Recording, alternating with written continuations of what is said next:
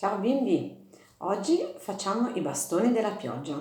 Prima di tutto vediamo che cosa ci serve. Allora, i rotoli di carta, che possono essere quelli della carta igienica, il rotolo più grande dello Scottex, poi ci serve il sale, che può essere sale grosso o sale fino, poi un po' di riso, il riso, quello che mangiamo, crudo ovviamente, poi la pasta, qualsiasi tipo di pasta, mese penne, quella che volete voi. E poi anche la pastina un po' più piccola, quella che mettiamo nella minestrina solitamente. Poi abbiamo bisogno dello scotch, che può essere anche lo scotch naturale, quello che avete a casa, normale, e i pennarelli grossi, pennarelli sottili, i pastelli a cera, le matite colorate, le tempere, tutto quello che volete. Allora, adesso cominciamo.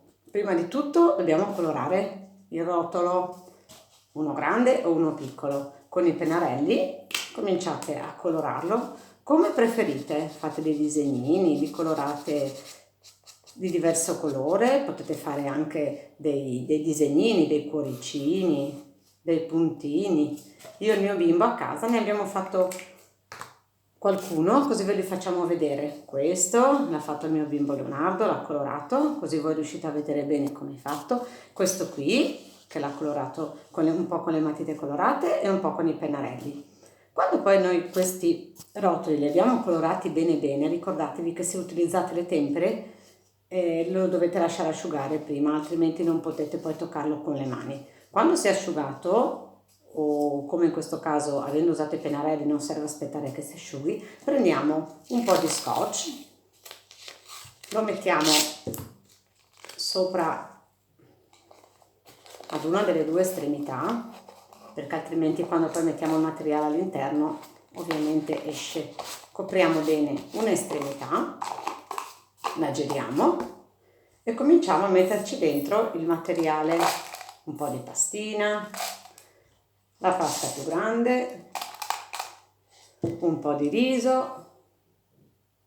Ovviamente potete aggiungere tutto quello che avete a casa, lenticchie, fagioli, piselli, tutto ciò, sassolini, sabbia, tutto quello che volete. Lo riempiamo più o meno fino a metà, perché altrimenti l'effetto non c'è. Quindi continuiamo a mettere fino a che riempiamo metà del nostro rotolo. Dopodiché ricopriamo anche l'altra estremità con lo scotch, così, ecco qua.